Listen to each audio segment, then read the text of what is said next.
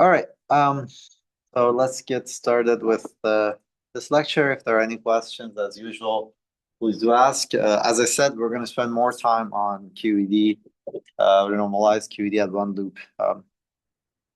So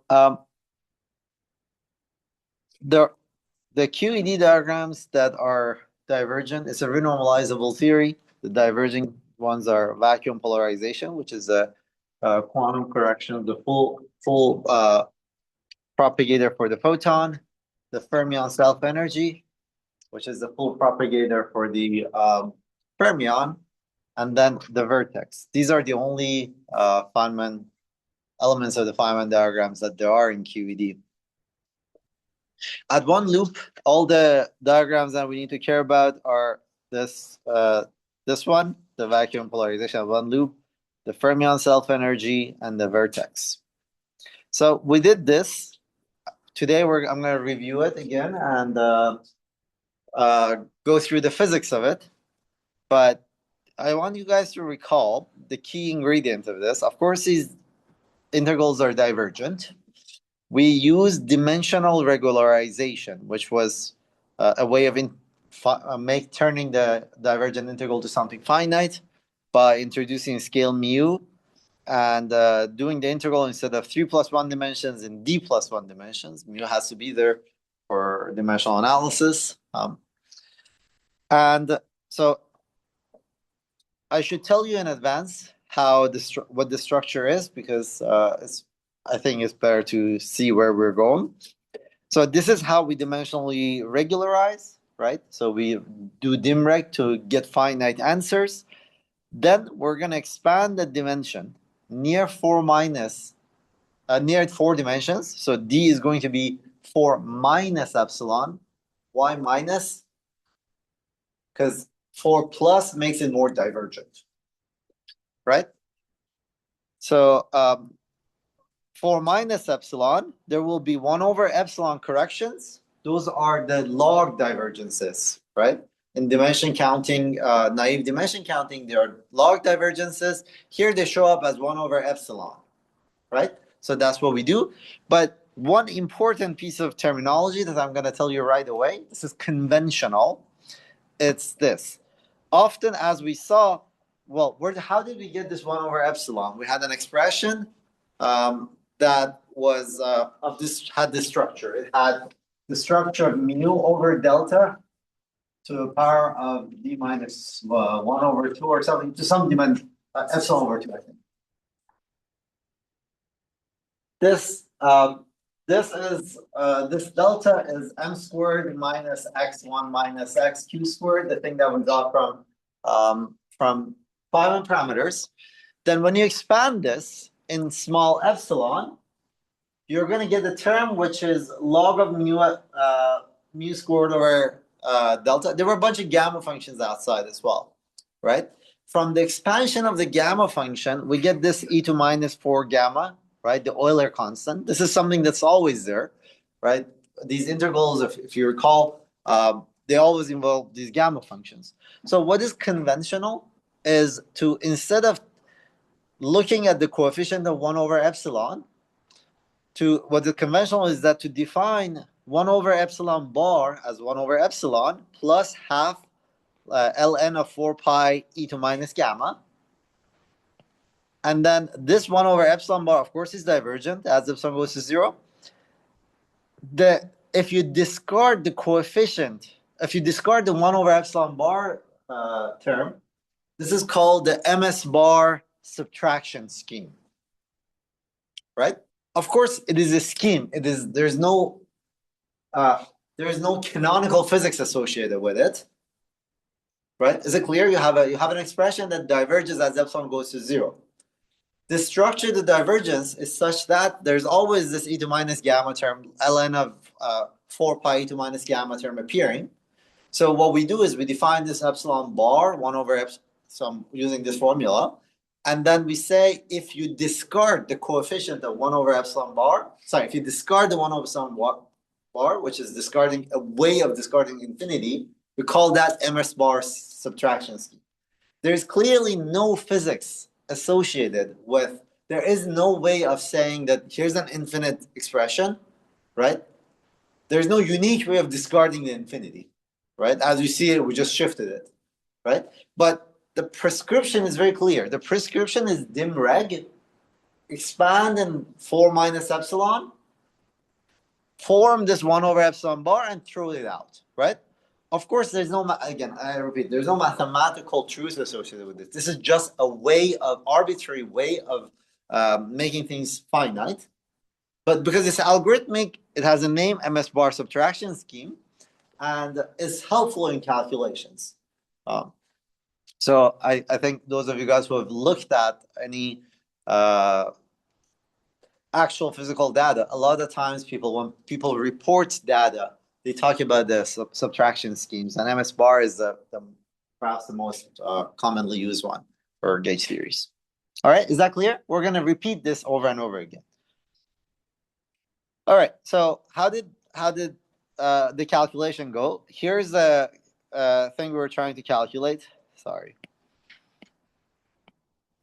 Here's the vacuum polarization of one loop we're trying to calculate. So we wrote down the integral for this, right? We did dim reg. We did Feynman parameters that, if you recall, is just the following trick. 1 over AB is 0 to 1 of d of x. We introduce this new x variable, right?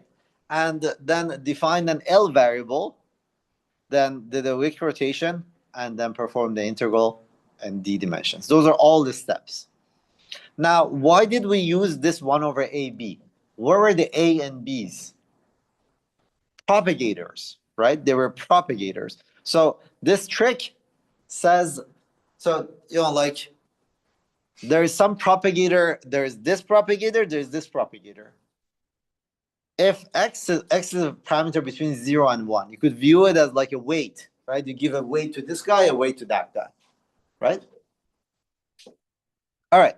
So we did this calculation, and of course we mentioned the fact that this diagram has tensorial structure, but that tensorial structure is fixed by word identities to be proportional to p mu nu, right? We defined p mu nu q squared. We took the q squared out for conventions, and then defined this pi. The pi is the thing that we calculate, the pi of q. What is q? Q is the thing that runs in the energy here, right? Importantly, Q is not related to oh, sorry. I just misspoke. No, Q is this guy. Sorry. That's important. Because once you do the integral, this is the final answer, right? As the function is only a function of Q, right? So what is the answer? It's minus 4 I E squared. So here E is the bare parameter, right? Bare variable, E naught. V of d plus 1 is some dimensional, the volume of a unit sphere over 2 times 2 pi d plus 1 integral of d of x. But the important part is this, delta over mu squared to the power of omega minus 1. And omega is d minus 1 over 2. Right? So in 3 space dimensions, so d here is 3 plus 1, right? This becomes 1, right? 1 minus 1, that will be 0, right? That's the limit we're approaching. All right, so this is the structure of the integrand, but this is the structure of the integral, but what is inside the integrand? There were two terms. One was explicitly proportional to p mu nu, right? This was clearly transverse, as required by gauge invariance. And this term, this term has a log divergence, 1 over epsilon bar. This term had a worse divergence. This was lambda squared. It was parallel divergent. And we said that's really terrible. But luckily, this most divergent term that cancels out, right? We saw that in MS bar, in dim reg, it cancels out. All right, good. Any questions so far? Now, I want to point out one thing that's important. This p mu nu, this projection, right? It's a gauge choice. So what is p mu nu? Q mu nu is A mu nu minus Q mu over Q squared, right? What is this gauge choice? It's a gauge choice that says the 4 vector has no degree of freedom in the direction of propagation of the 4 in the direction of 4 vector, right? That is a gauge choice. We said that there are other choices you could make.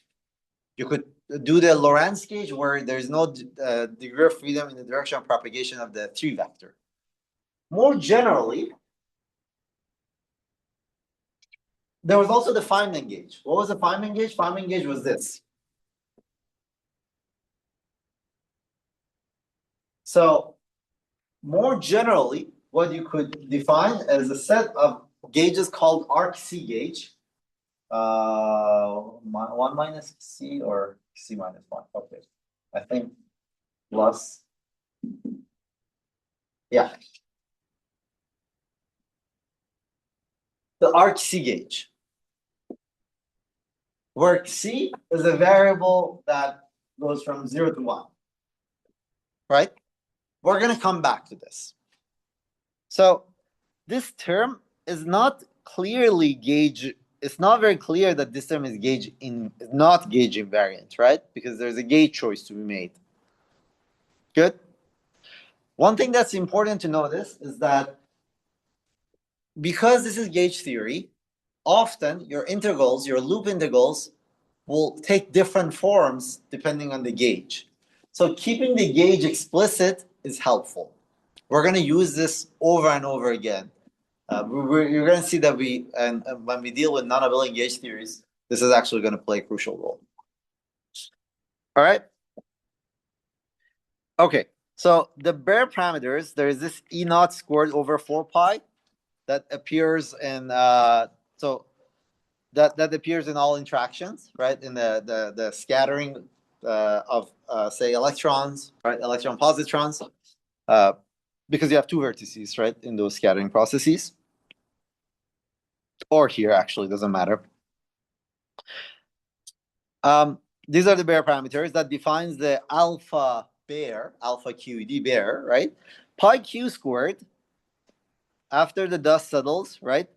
But of course, we're going to take the W to 0 limit and write everything in terms of epsilon. After the dust settles, this becomes minus 8 over 4 pi integral 0 to 1 of d of x, x1 minus x, 2 over epsilon, right? So I'm expanding near 4 dimensions in 4 minus epsilon, keeping the most divergent term, plus ln of 4 pi e2 minus gamma mu squared over delta. So now you see why we defined the MS bar scheme, right? Because what was the MS bar? What was 1 over epsilon bar? It was 1 over epsilon plus half ln of 4 pi e2 minus gamma, right? So this piece. So up to factor 2, right? So that it becomes 2 over epsilon bar, and then the remainder term is ln of mu squared over delta. Good? Now, one important thing to remember is that delta is m squared minus x times 1 minus xq squared. Good? This is very important. When we discuss the physics of it today, we're gonna see that there's physics associated with this. Are there any questions so far about this part? All right. Now, what we're gonna do next is to talk about the physical interpretation of this. All right? Physical interpretation of the one loop vacuum polarization. So to see the physical interpretation of this, think of the following processes. Right? Scattering of electron and positron, electron, for example, or the electron-positron annihilation process.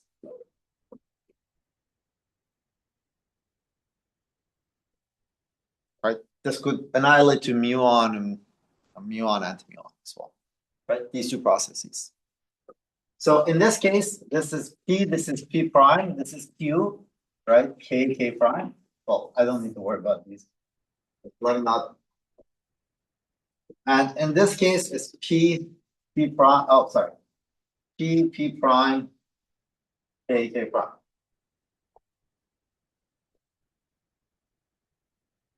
Is that how I want to call it? Well, anyway. Sorry? I think it's okay. In this way of doing it, what is this Q? This is the center of, if I'm in the center of mass, right? This Q is S. Q squared is S. Right? This Q squared is S. In this diagram, what is Q squared? T. Right? Momentum transfer. So just keep that in mind, right? T channel. That's why this is called, they're called T channel and S channel, right? So all these expressions we're writing, alpha is a function of Q squared. Now, what is that all about? It says that, well, we did this calculation very briefly, but at the end of the last semester, right? These are the basic processes that we have in QED, right? What was the answer to this? This was actually controlled by alpha QED, right? Which was E squared over 4 pi, coming from the two vertices, right? Because Q is fixed by the external. That was the important, the strength of this interaction was controlled by this. Similarly here, right? But now what we did was we did a one loop calculation here, right? And what we found was that there is this pi Q squared. Good. That could be translated into, because there is an E here, there's an E here, or similarly for this diagram, those could be eaten into E's, right? This controls the strength of the coupling interaction.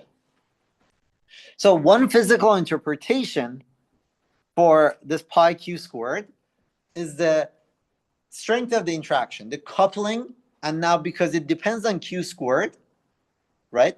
The coupling becomes scale dependent, right? Now, of course, this alpha of Q squared, right, is alpha of Q squared is divergent, right? We saw that. How is the divergence related to the Baire parameters? The Baire parameters are related to it by alpha. So alpha of Q squared equals 0 is alpha naught, which is the Baire alpha, divided by 1 minus pi 0. Good. This is that dictionary part that relates the Baire parameters to this. Of course, if I send epsilon to 0, this part, the difference between the two will be infinite. So this is only sensible when I do I regulate, right? But when I do that, you see I'm choosing to renormalize at Q squared equals 0, right? I do that, then I can ask the question, if I ask the question of how does the strength depend on the coupling, how does the strength of the coupling depends on the energy scale, I have to compare alpha of Q squared and alpha of 0, right? Now I have this combination that could be expanded in this form. So pi of Q squared minus pi of 0, right, is the physical thing which is finite. In MS bar scheme, they will both have 2 over epsilon bar, right? So that is the running of the coupling. You renormalize at a certain scale. Now you ask, now that you normalize your theory, you have a dictionary established between the Baire parameters and the physical parameters. Now you ask about the physical, how the physical thing changes as a function of scale. Good. All right. So what is this pi hat is the difference that captures the dependence of the coupling or pi on scale, right? So what is pi hat of Q squared?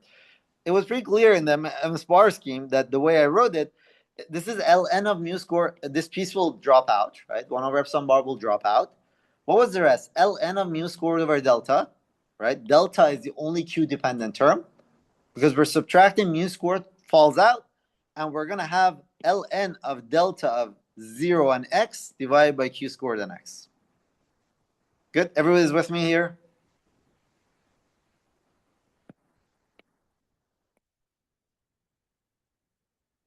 This is a finite running. This is the finite running of the coupling, or controls the finite run. All right, but this delta, what was it? It was m squared minus x1 minus xq squared. Delta of 0 and x is just m squared, right? What is downstairs? M squared minus x times 1 minus xq squared. Good. If this is positive, so first of all, first observation, there's no mu dependence. Mu dependence just canceled out, right? As it should be the case.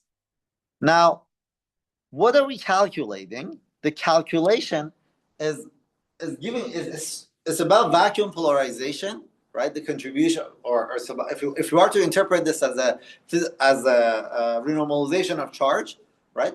This better be some sort of positive number, right? At the very least, it better be real.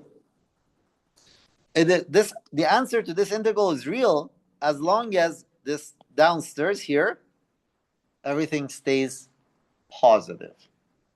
M squared is positive, right? Now, I'm going to pause here. Can you see a problem? Is there a situation where this goes negative?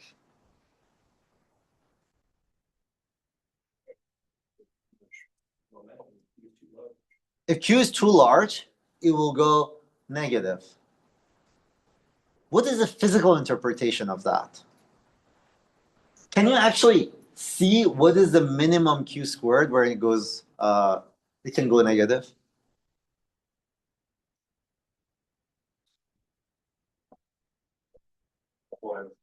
Sorry?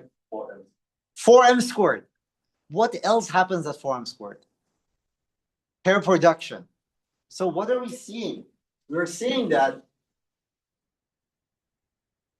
this was propagating. There was a loop, but when Q squared is less than 4m squared, these are virtual particles, right? They cannot go on shell. But when you reach the pair production threshold, this can go on shell. You can pair produce, right? And it shows itself as this, the argument of the logarithm going negative, which mathematically means what? To logarithm of the argument of going negative means, what does it tell you? It means a branch cut in Q squared. So these calculations, one important working assumption is that all these answers we're calculating, these scattering amplitudes, are going to be analytic functions of the external variables, right? Here, when everything is nice and good until Q squared reaches 4m squared, which is the threshold for pair production. At that point, there will be a branch cut, right? Remember the 2-point function of the field theory when we were discussing? The 2-point function had a branch cut at pair production, the spectral density, when we were discussing spectral density, right? There were branch cuts because you could pair produce. It's the same physics. All right. So when does this go negative? It's easy to see. X times 1 minus x, when x is between 0 and 1, is always less equal to a quarter, right? So when Q squared becomes 4m squared, this can go negative, right? Now, if you plot x times x minus 1, x times 1 minus x, it's like this, right?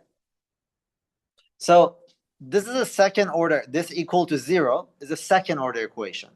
You have to integrate over x, right? When it becomes 0, there will be 2 points, x minus and x plus, right? This part of the integral is fine. This part of the integral is fine. This part of the integral goes through the divergent, the branch cut, right? 0 to x, so here it is. X plus minus is just a solution to this becoming 0, right? In this range, logarithm has negative argument, right? So this piece, logarithm has negative argument. These two pieces are just real. Now, maybe this is already familiar to you guys, but what are branch cuts? Every time you have these analytic functions that have branch cuts, the function is no longer single valued, right? Approaching the branch cut from above and below gives you different answers. There is no physics associated with, well, there's no mathematics either, where exactly the branch cut is, but the physics or the invariant mathematics is about the discontinuity, the jump across the branch cut. So we're going to come back to that in a second, right? What's the physics of it here? Well, pi hat, right, had to be real physically, right? When there's a branch cut, it acquires an imaginary part. How do you calculate the imaginary part? It turns out, this is for you to work out the details, the imaginary part of this is calculated by looking at the discontinuity. So this is for you to calculate. Here's a hint. If you have logarithm, well, what you do is this. You look at this function, right? You look at q squared at whatever value it is, plus I epsilon and minus I epsilon, above and below, right? Use this relation, discontinuity, sorry. And then from that, you will conclude the following relation, that the imaginary part of this above and below the cut are given by this value. This imaginary part we're going to see in a second. So far, I'm choosing to calculate this thing, right? We're going to see in a second, there's some physics associated with it. But if you recall from the last semester, the exact same combination appeared when we looked at the cross section for this process. When we look at the cross section for this process, the exact same combination appears.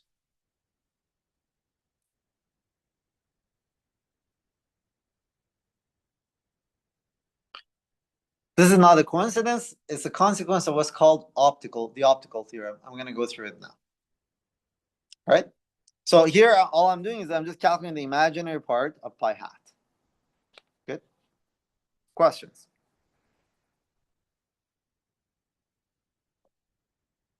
All right. A quick detour. What are we calculating? We're calculating the scattering matrix element, or scattering amplitudes, right? How are they related to scattering matrices? So scattering matrices are these unitaries. S dagger, S is equal to 1. We expanded S around identity, right? No scattering, free theory, plus IT. IT captures the interactions. And this T is precisely the thing we're calculating, right? This scattering amplitude is this T. Now, just put this S1 plus IT here, expand it. You learn that by the virtue of the fact that S is unitary, T dagger T has to be minus IT minus T dagger.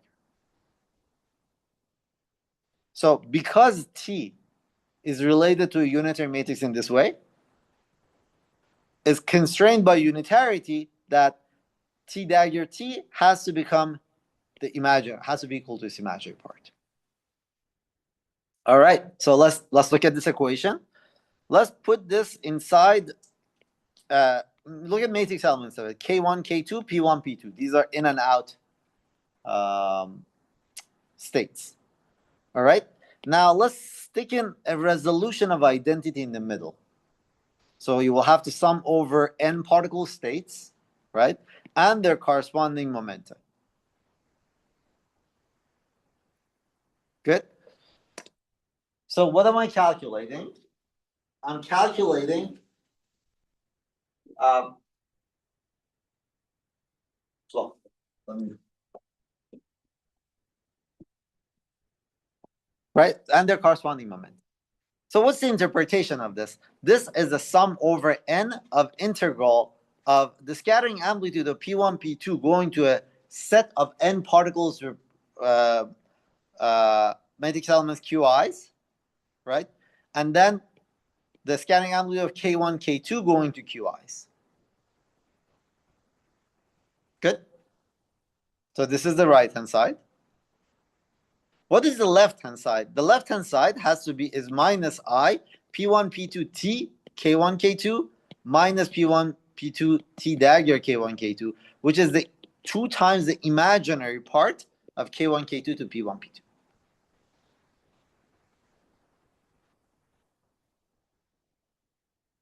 Right? All right. Here's the optical theorem.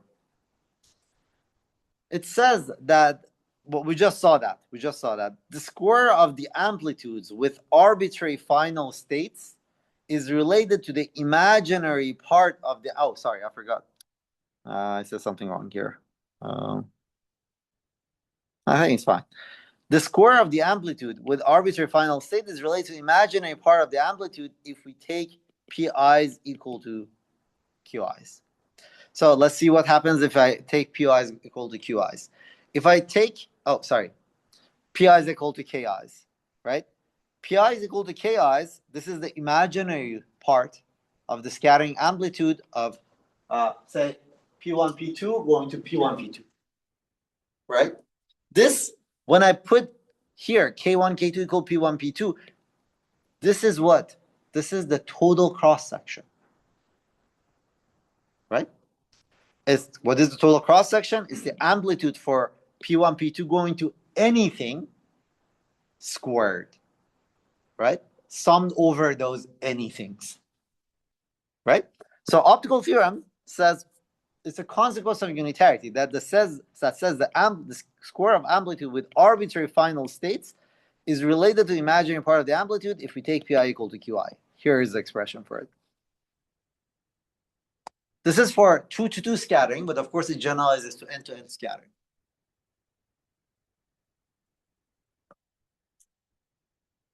All right. Questions?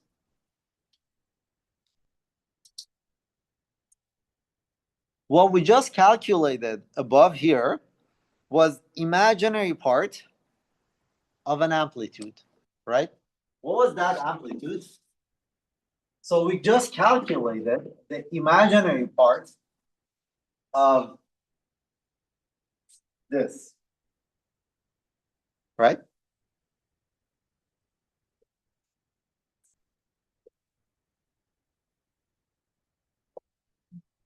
This was P1, P2. I have to take this one to be P1, P2 as well, right? The optical theorem says that this is equal to,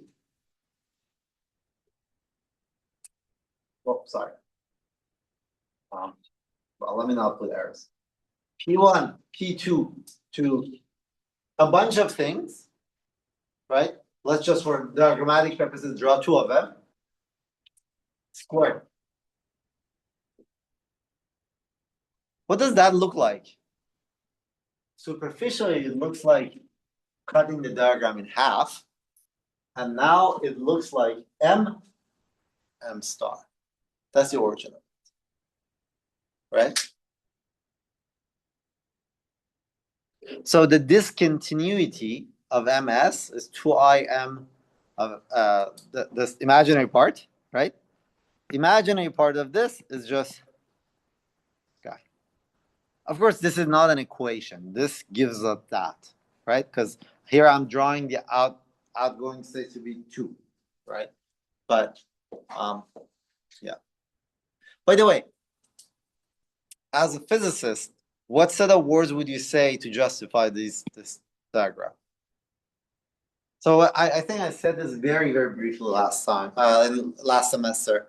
When you're doing scattering processes can change particle numbers. You can have 2 to 14 particle scatterings, right? And then the quantum numbers can change, right? There is a class of scattering processes where the quantum numbers and particle numbers remain the same, particle types. So you bring in a bunch of particles, say electron positron, and what comes out is electron positron. What are those processes called? Elastic, right? Elastic processes are those that your initial incoming particle with the quantum numbers will be the same as the outgoing particles with quantum numbers, right? Of course, in between there could be particle creation, right? During the process, I mean, virtual particles, whatever the hell that means, right? But the in to out is the same, right? The number of the quantum numbers of the in state and out states match exactly, right? Good. Often in scattering theory, we talk about elastic limit because it's nice. You know, like otherwise, what happens in between could be pretty complicated, right? Actually, you already know one thing from this calculation. You know that if these guys that come in have energy Q squared, right? Which is larger than 4m squared. But there, so what is m squared? These are, recall what we have. This is the spectrum of the Hamiltonian, right? Now, say the lightest particle has mass m. Then the next lightest particle has some mass m prime, but there's a gap between them. If your Q squared is 4m squared, or a little bit larger, but not enough to create more particles, you're exactly in this elastic regime, right? Because you simply cannot create more on shell, right? Okay. Questions? So I think one of the regrets that I have is that last semester I tried to squeeze in too much at the end of the semester, and I kind of went through 2-2 scattering way too fast. So yeah, please review the 2-2 scattering, Mandelstam variables, and okay. Now let's talk about another. I mean, we're doing these calculations because there's physics in it, right? Now let's talk about another another application of this, just physical implication, not application, implication of the calculation what we just did is the non-relativistic limit, right? So if you're looking at this process, so you're looking at this scattering, right? One loop correction. This is the correction to this. This is a QED quantum correction to this, right? So there's an H bar in here, which is in the coupling. Now, there is a limit which is non-relativistic, right? Your particles are non-relativistic, but you still want to calculate quantum corrections. What is this limit? It's the limit where Q0 is much less than M, right? What was the relativistic limit? You have a function. Everything is here. This calculation has a function Q, right? Q is the transfer thing. So Q is Q naught and this, right? Now, if Q naught is much smaller than the mass, the energy, if the energy that the kinetic, the same is that the kinetic energy is much smaller than m squared, mc squared, right? That's a non-relativistic limit. So in that limit, if we just did the calculation without any limits, if we look at the scattering amplitude in that limit, what is it going to give us? The scattering amplitude, tree-level scattering amplitude, what's the physics of tree-level scattering amplitude? It was proportional to Dirac delta function, right, of momentum and energy. So there was the tree-level calculation is just energy conservation, right? It's a classic scattering problem. What is the coefficient? What's the thing that sits out? The only thing that's unfixed besides remains unfixed once you set the conservation laws is the potential, right? And this, what is E squared over 4 pi, this alpha? It's just a potential, that classical electrostatic potential, right? It's E squared over 4 pi r, the units that we're working with. alpha over R is the potential. Alpha QED over R is the potential, classical potential, right? So what we just calculated was a quantum corrections to alpha. That means quantum corrections to the potential. That's what we've calculated. All right. So V of X. So this is everything is in momentum space. You just have to Fourier transform it to get the potential as a function of position, right? So this is the Fourier transform part. Minus E squared over Q squared 1 minus pi of Q squared is a thing that you will have to compute, right? Everyone's with me? All right. Now, the momenta are much smaller than m squared. Therefore, pi hat in this limit, what did we have? We had logarithm, right, of m squared over m squared minus x times 1 minus xq squared. Let me write it down. The thing to remember is, let me just write it. This is what we had, right? Divide by m squared in the numerator and denominator. You're gonna have this, right? Now, in the non-relativistic limit, this is small.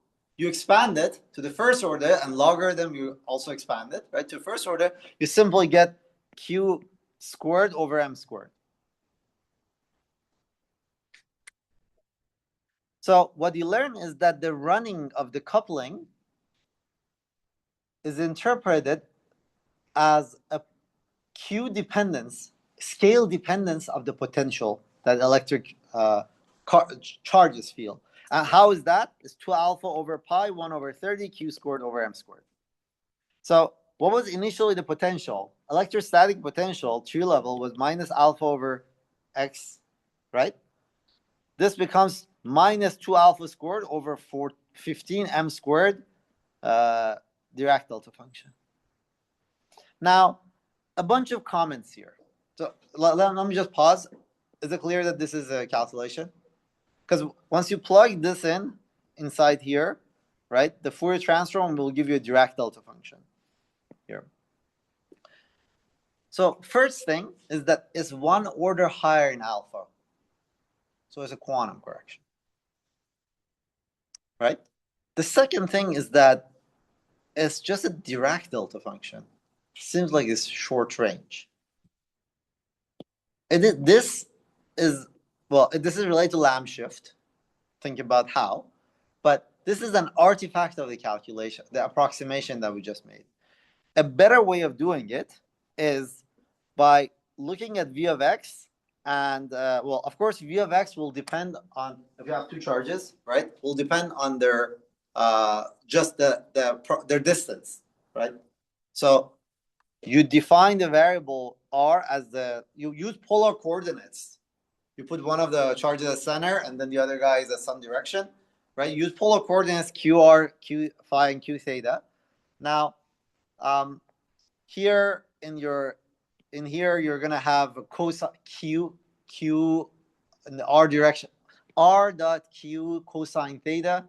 You do the integral over phi trivially. You've done these integrals in physics many times, right?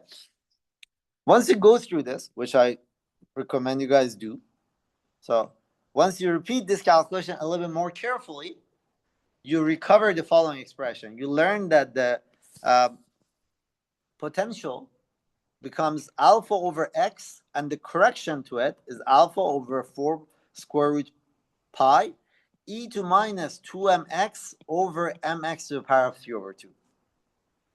All right, let me not show this. Think about what this means. First of all, why is this? What form of correction is it? So it says 2 electric charges, right? Where did the scale dependence go?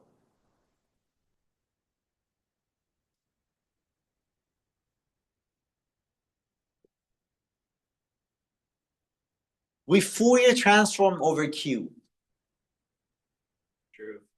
Separation. Yes, exactly. When Q is very, very small, this is deep in the infrared, right? And you have minus alpha over X, right? This is deep in the infrared. As you bring the charges closer and closer, right, you're exploring more and more UV physics. And the fact that the electric charges, effective electric charge that they feel as you bring them closer and closer, changes, right, is shown into is reflected into a correction of this form, right? But now, what is the dimensionless parameter? It's mx, right? X is distance. M is the masses of these electrons, right? Now, notice here the structure of it is really interesting. If so, you could ask the following question: is it going to be power law or is it going to be dependent on masses or exponential? If it's exponential, you have to immediately put the mass of the electron. There's no other scale in the problem, right? So as you bring them closer, right, this e to minus 2mx becomes important. Now, what's the physics of this? This is screening. Notice the minus sign.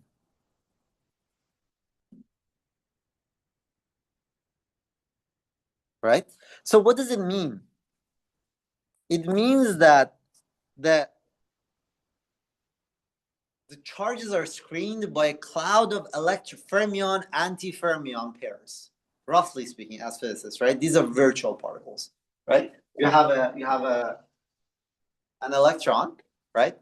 The vacuum around it, quantum vacuum around it, is a very volatile place due to quantum fluctuations, right? There will be pair production all the time, and this has some electric charge E, but due to this pair production, right, this charge is renormalized, screened, because these are, the pair production is occurs at various distances and contributes to various dipoles or higher moments, right? So this is a screening.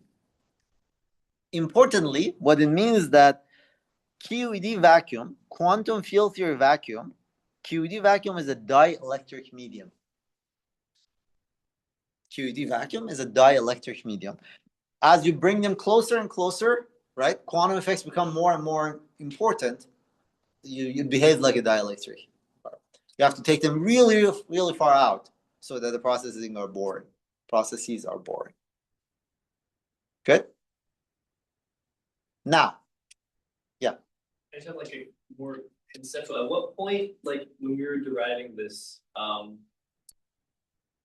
did we arrive at the conclusion that this term is screening and not due to something else? Like when did we make that sort of association to? Well, we did calculate this, right?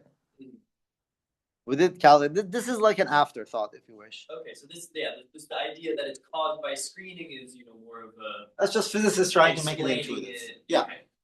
It's an explanation after. Right. Well, the sharp calculation is the calculation. Yeah. What it is actually the following. Before these QED calculations, people tried to do this like Jackson level quantum electrodynamics, right? People tried to calculate quantum corrections to not field theory, right? Just like using quantum mechanics relative. This is non-relativistic, right? Which is fine. They tried to calculate corrections, and they did all sorts of approximations. Pair production was one of them that leads to screen. Good. Now, here there's a very, very important lesson. What is that lesson?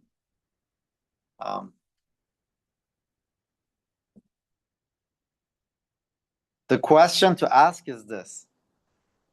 As you bring them closer and closer, does the electric charge increase or decrease?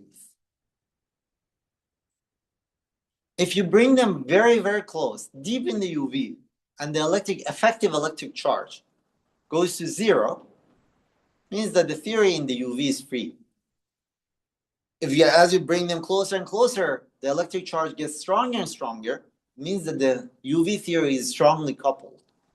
So this whole perturbation theory business is shady, right?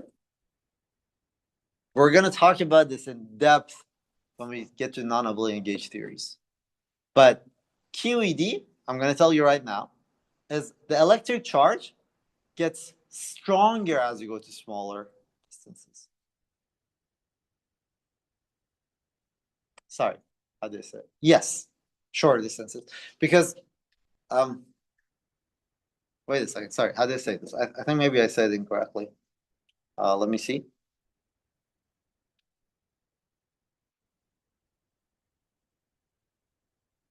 Yeah, that's right. So the electric charge, as we go farther and farther, right, it's more and more screened. As we bring them closer and closer, right, there's less screening. But we're going to talk about this in depth. But this calculation is sharp.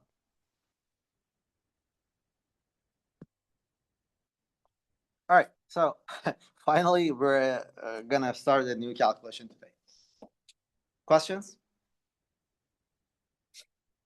All right. Vacuum polarization is the one that we calculated. Fermion self-energy is the one that we're going to calculate now. And then the vertex correction is next lecture. So fermion self-energy. Of course, we said this before. You could view this, all the diagrams. It would organize them in terms of 1pi diagrams. And then they take the following structure. This is the tree level. This one is going to be 1 over p slash the propagator here, 1pi. Call the amputated 1pi diagram minus I sigma p. Right? So this is this, and they resum using a telescopic series as I over p slash minus m. So the 1pi amputated 2-point function shows up as a shift in the denominator. Right? So two things to notice. First, this can shift the pole. Second, the derivative of this with respect to p shifts the residue. Right? So if the term here that is proportional to p could be factored over here, and that has the interpretation of the renormalization of the residue, wave function renormalization. And the piece that is p independent, right, has the interpretation of the mass renormalization. As opposed to the case of the photon, where gauge invariance told us the photon cannot have a mass, here mass can run. Right? Good. All right. I just said this. Yeah. Okay, so let me draw it here. All right. What are my variables? My variables are. Oh, sorry. I think now this is Q. This is. I might have. Yeah. So this is what it is. ISF gam Q minus K is this propagator. Right? That's the. I'm just calculating the amputated thing, and then this is the propagator for the photon. In the RQC gauge, I have to put gam plus C minus 1 here. Right? And gamma mu and gamma nu are the vertices. Good. I've already done dimreg. This is dd plus 1, mu of 4 minus d plus 1. There's minus I squared coming from the vertices. Good. All right. So let's write this down. Of course, as usual, we're going to write down the fermion propagators as 1 over this guy squared, like a scalar propagator. And then because we're going to deal with the slashes or gamma matrices in the numerator, right? So this will give me this piece. And this is just this guy. Right? Good. Now let's expand this. Expanding this, you notice that this eta mu nu term, right, contracted with this will uv gamma mu, right? And then there will be the term that is like this. This is k slash, right? Good. Everybody's with me? Now, these terms, for a second, look at this. This looks like 1 over a squared, 1 over b. It looks like we have to do that, find parameters. But the reason that I split it this way is that here there's a k squared term, which cancels one of this. For this term, I do 1 over ab, Feynman parameters. For this term, I have to do 1 over a squared b, Feynman parameters. Good? Is that clear? All right. So more gamma matrix algebra. This first term is this, and this is the second term. The k squared I've been explicit. Well, actually, yeah, no, that's right. That's right. Good. So now let's focus on the contribution of the first term. Is it clear why this is d minus 1? Where this? So m is here, right? M gamma mu gamma mu. Gamma mu will give you that d plus 1. Right?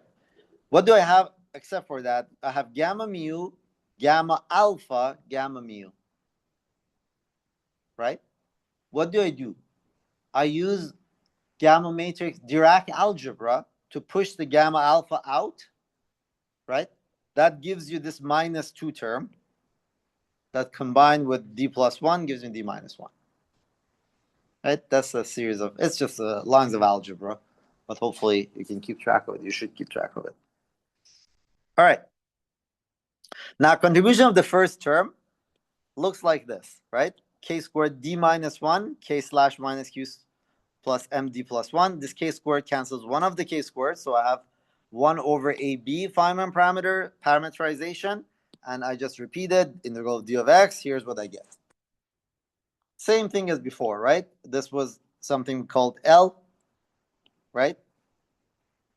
We just have to further simplify the numerator and write in terms of L. Is that clear? I just said that that's what we define. You write everything in terms of L, and you obtain the following thing. And then you do the Wick rotation as well. So let's see what's going on here. IE squared will give you this minus E squared, right? The contribution from vertices. This is coming from dimreg. This is coming from dimreg. This gamma of d plus 1, can you keep track of it, where it comes from? Well, you'll have to reproduce it for yourself, but because we're running out of time. Anyway, but once you do the Wick rotation, right? You go to polar coordinates. You work with L squared. The rest of the integrals you could do integrals 0 to infinity of dl squared, L squared plus delta squared, L squared d minus 1 over 2, and then these are the extra factors. Good. This is still, all of this is just the first term.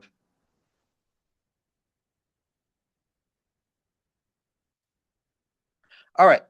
It's basically recycling the old integrals that you had, old calculation you have. This will give you these gamma matrices.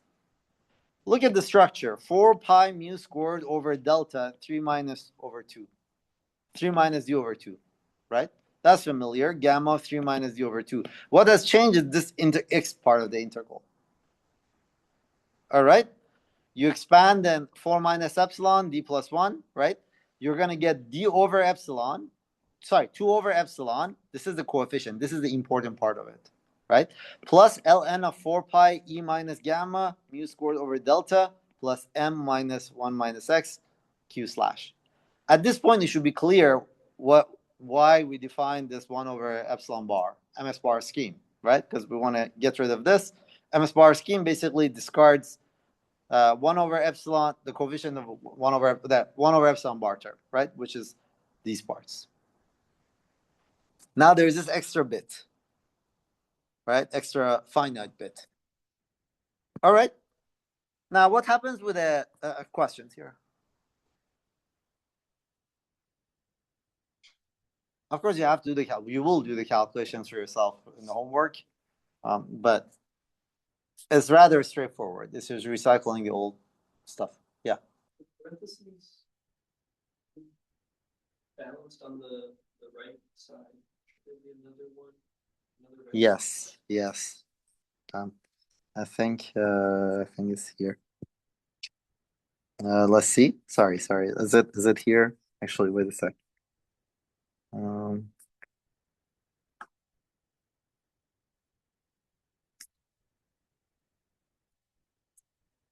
Where did it come from? Let's see.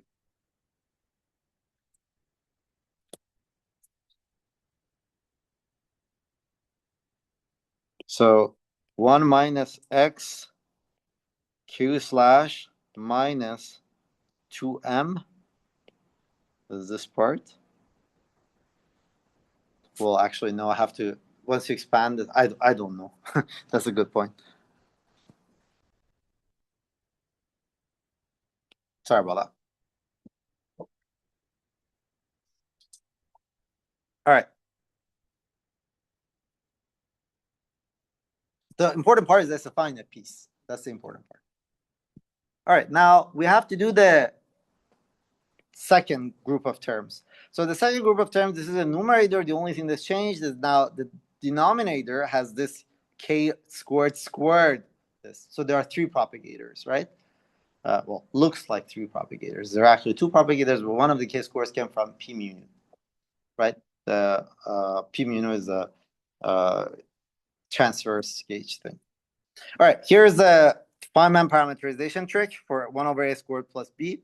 You have 2 integrals x over x and y, and there's this Dirac delta function in the middle. This is just a straightforward integral. It's just equivalent. And this takes the following form. All right. Notice that there is third power, right? 1 over ab would go to second power. This goes to third power. Plugging this back into the expression we had, we can instantly do the y integral. And we're left with, and then again, we repeat the same thing. Wick rotation, we define this L mu parameter, do the whole calculation. This is the expression you find. So now, this time around, you get a bunch. Gamma of epsilon over 2 is almost universally there, always, right? This is the integral of d of x, 1 minus x. This is a suspicious factor that we've seen before, right? Then these are the extra parts of it. There's an epsilon term here now. It should be obvious that this gives a divergent piece.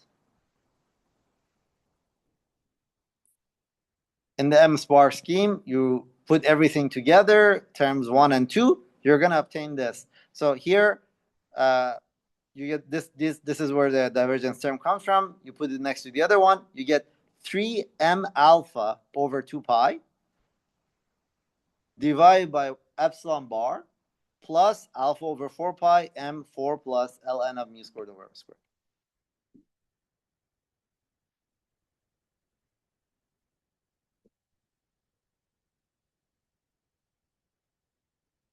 I'll simplify your life by putting q slash equal m.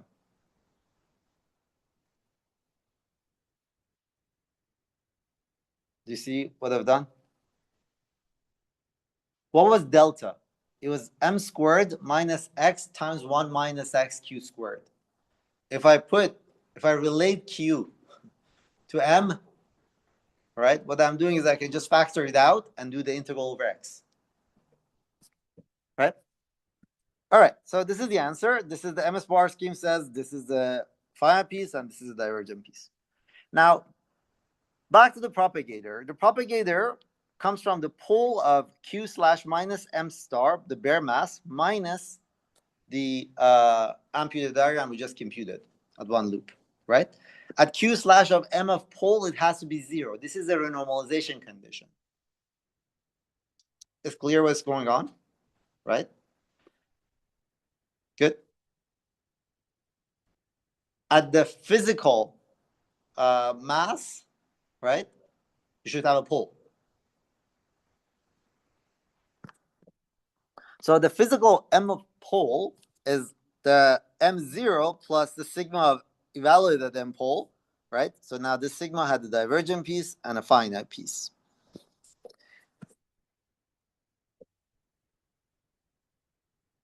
Here is the structure of the divergent piece of it and the finite piece of it. Often this divergent piece multiplied by the 1 is called M of MS bar scheme. Notice that this is, of course, divergent. That epsilon goes to 0.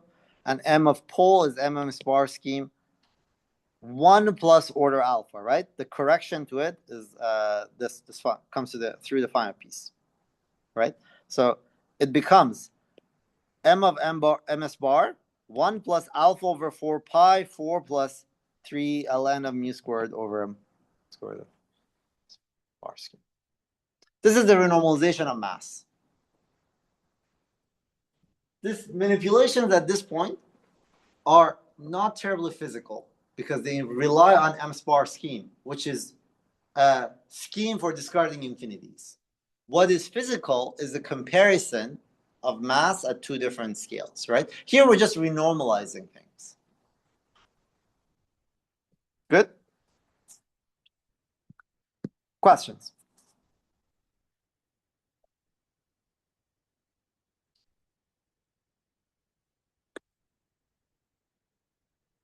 So the Q-dependent piece of it, right, is in here. This tells you about the running of mass as a function of Q. Here we're just doing renormalized perturbation theory. I can calculate that, but for now, we're just setting up the dictionary between the bare variables and the observed ones. All right. How about the wave function normalization? Z2, right? What does that come from? So it's Q slash minus M of pole, 1 minus the first Q derivative of the 1pi diagram at Q slash equal M pole plus higher order terms. This contributes 1 minus the first Q derivative, contributes, add the pole, physical pole contributes to 1 over Z squared. Is that clear? Right?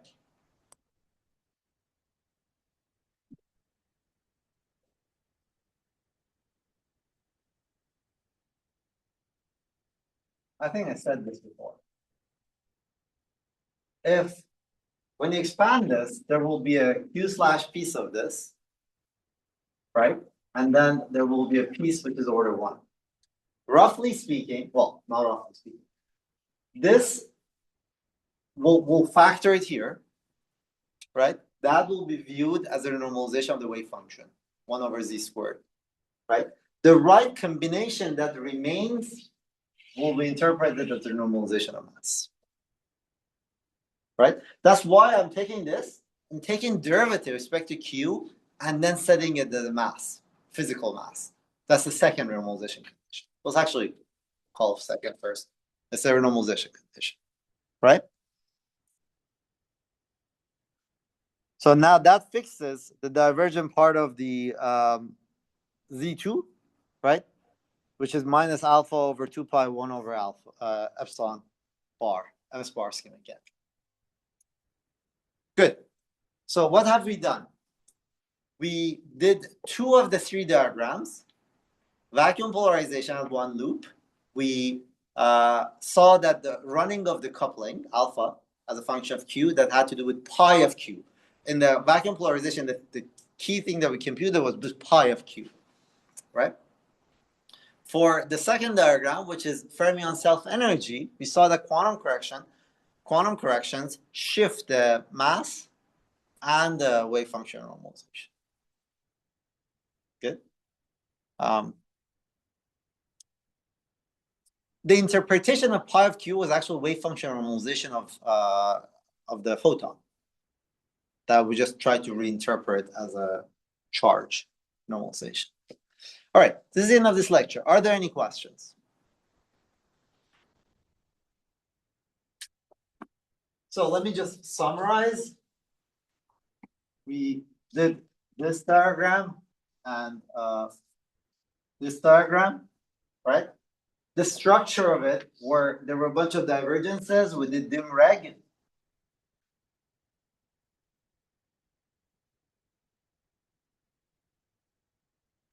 Over here, there would be a bunch of propagators and a bunch of things that had to do with Gauss matrices, right?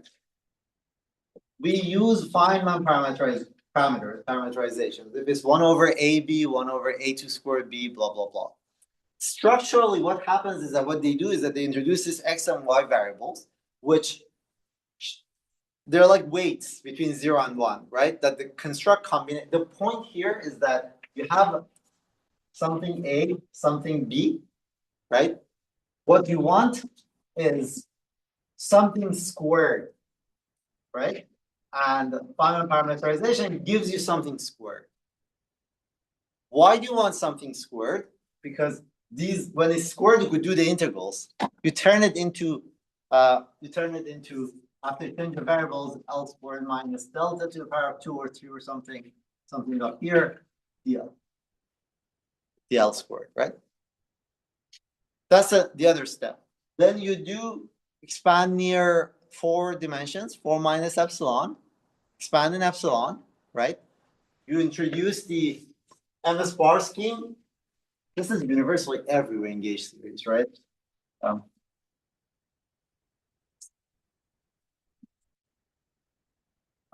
2 minus gamma 4 5. Wait a second. No, that's fine. Minus or plus? Now I'm confused. Plus. Right? This is the MS bar scheme. MS bar scheme, that you set your renormalization conditions, right? And this diagram, we found the renormalization of the wave function for photon. This diagram, because mass of the photon could not run, right? That's not gauge invariant. This, yeah, and then we did this. Now we'll see next time that this is the only remaining diagram. By the way, both of these diagrams had log divergence. That shows as 1 over epsilon bar. This diagram as well. This diagram we've kept for the end. It's the hardest one. The Feynman parameterization for it has 1 over ABC. Can you tell why? Like 3 propagators, right? So it's the most involved one. We did the 1 first, 2, and then 3, right? In that order. Now this has extra complications. We're going to see that. This extra complication of it is infrared divergences. We're going to talk about that. All right. Any questions?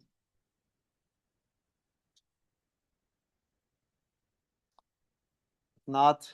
Thank you so much.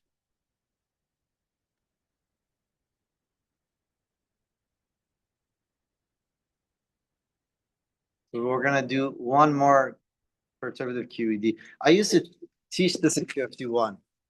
I think that was too cramped. Like that was too much.